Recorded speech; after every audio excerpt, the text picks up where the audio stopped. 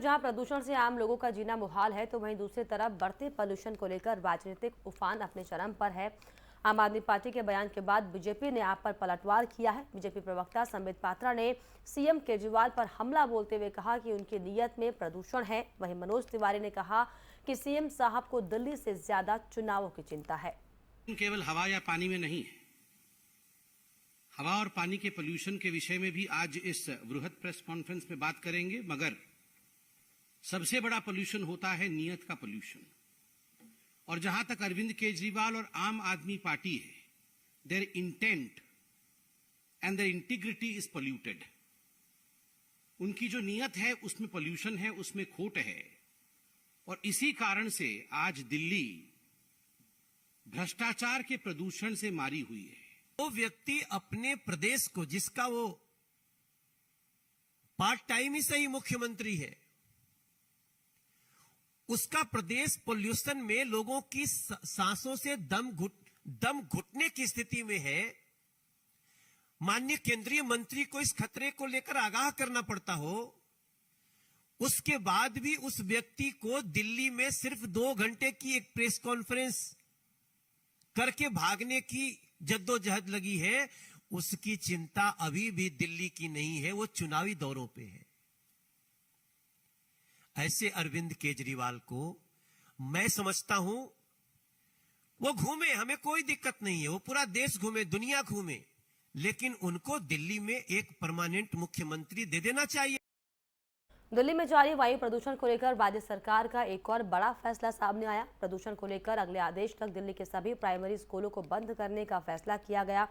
वहीं दिल्ली के पर्यावरण मंत्री गोपाल राय ने कहा कि 50% सरकारी कर्मचारी घर से काम करेंगे। उन्होंने कहा कि शहर में ट्रकों का प्रवेश आवश्यक सेवाओं को ले जाने वालों के अलावा पहले से ही प्रतिबंधित किया जाएगा।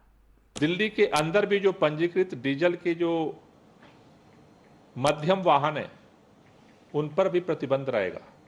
यानी बाहर से जो ट्रक आ रहे हैं उन पर भी एसेंशियल सर्विस, सीएनजी और इलेक्ट्रिक को छोड़ के प्रतिबंध रहेगा। दिल्ली के अंदर जो छोटे डीजल के वाहन है, उसमें भी एसेंशियल सर्विसेज को छोड़ करके प्रतिबंध रहेगा। जो एसेंशियल कैटेगरी में जो सामान आते हैं, उनके आने जाने की अनुमति दी जा रही है। दिल्ली के अंदर आपातकालीन सेवाओं को छोड़ करके BS6 वाहनों को। वहीं सुकेश चंद्रशेखर को लेकर विवादों में रहे तिहाड़ जेल के डीजी संदीप गोयल का तबादला कर दिया गया है। यह आदेश दिल्ली के लेफ्टिनेंट गवर्नर ने जारी किया है। संदीप गोयल की जगह अब स्पेशल सीपी संजय बेनीवाल को तिहाड़ जेल का डीजी बनाया गया है। वहीं वर्तमान डीजी संदीप गोयल का अगले ऑर्डर तक PHQ रिपोर्ट करने का आदेश दिया है। आपको बता दें कि संदीप गोयल पर जेल में महाठग सुकेश चंद्रशेखर की मदद करने का आरोप लगा है। गोयल को अब पुलिस हेडक्वार्टर के साथ अटैच किया गया है। सुकेश चंद्रशेखर की मदद करने के आरोप में 81 से ज्यादा जेल अधिकारी दिल्ली पुलिस की जांच के घेरे में है। आरोप है कि सुकेश उन्हें रिश्वत दे रहा था।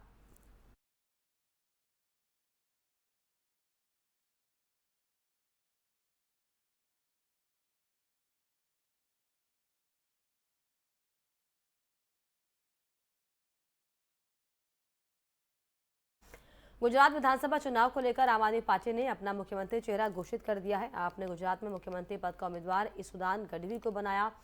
पार्टी ने दावा किया है कि 16,48,500 लोगों के सुझाव आए, जिससे कि 73% लोगों ने ईसुदान को पहली पसंद बनाया।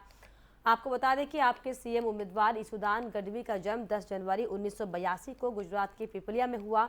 उन्होंने 14 जून 2021 को आपके संयोजक और दिल्ली के मुख्यमंत्री अरविंद केजरीवाल की उपस्थिति में पार्टी की सदस्यता ली थी। उनके पिता खिराज भाई खुद किसान हैं और पूरा परिवार भी खेती से जुड़ा हुआ है। ईसुदान गढ़वी के उच्च शिक्षा तक के बाद पत्रकारिता का पेशा उन्होंने चुना। उन्होंने विभिन्न मीडिया चैनलों के साथ ही काम किया और उस दौरान कई महत्वपूर्ण कार्य भी किए। करोड़ों रुपए के घोटाले का भी पर्दाफाश किया। ईसुदान गढ़वी 2015 में गुजराती मीडिया के सबसे युवा चैनल हेड के रूप में VTV से जुड़े, जहां पर उन्होंने महामंथन नाम का एक शो शुरू किया और इस शो के जरिए इस उड़ान गुजरात में लोगों के घर घर पहुंचे और लोकप्रियता हासिल की। आपके सीएम चेहरे इस उड़ान गढ़वी ओबीसी समुदाय से आते हैं। गुजरात में कोली और ठाकुर प्रमुख समुदाय हैं, जो कि सौराष्ट्र और उत्तरी गुजरात की सीटों पर सीधे तौर पर जीत हार तय करने का दमखम रखती है।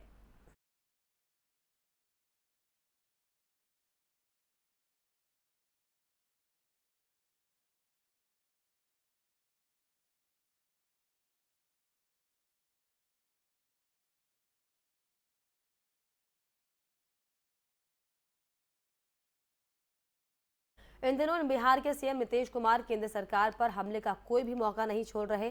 एक बार फिर से उन्होंने केंद्र सरकार पर जमकर निशाना साधा है। जानते ही है दिल्ली वाला कब क्या कर देगा क्या नहीं करेगा कोई ठिकाना है, लेकिन हम तो नहीं छोड़ने वाले आपको, जब तक हम नहीं छोड़ने वाले, ये पक्का जानिए आप।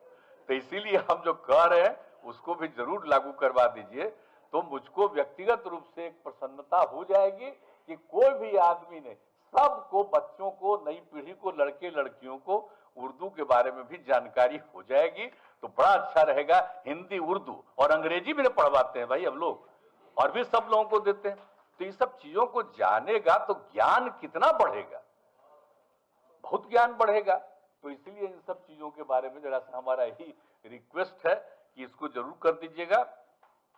और सब तरह से तो आप जानते ही हैं कि हम लोगों ने जितना भी काम किया, और पहले खाली उर्दू के बारे में सोचिए तो मदरसा की क्या स्थिति, उसका तो विस्तार ही नहीं कर रहे थे लोग, और हम लोगों ने कहा कि भाई और मदरसा है उसको शामिल करिए, तो बहुत सारे मदरसों को शामिल किया गया।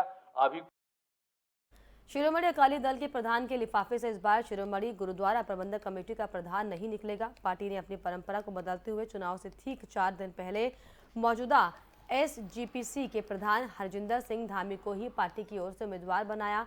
हरजिंदर सिंह धामी को प्रत्याशी बनाए जाने की घोषणा पार्टी के मुख्य प्रवक्ता और पूर्व मंत्री डॉक्टर दलजीत सिंह चीमा ने ट्वीट के जरिए की। डॉक्टर चीमा ने कहा कि एसजीपीसी के सदस्यों के साथ लंबी चर्चा के बाद पार्टी के प्रधान सुखबीर सिंह बादल ने मौजूदा एसजीपीसी प्रधान एडवोकेट हरजिंदर सिंह धामी को 9 तारीख को होने वाले एसजीपीसी के प्रधान पद के लिए अपना उम्मीदवार घोषित किया। पार्टी ने यह फैसला बीबी जागीर कौर के खुद भी चुनाव मैदान में डटे जाने के बाद उत्पन्न हुए विवाद को देखते हुए लिया, जबकि इससे पहले चुनाव वाले दिन पार्टी प्रधान एक लिफाफे में अपने उम्मीदवार का नाम भेजते रहे हैं, और जिसको उसी दिन चुनाव से ठीक पूर्व खोला जाता था और एक दूसरा व्यक्ति उसका अनुमोदन करता था।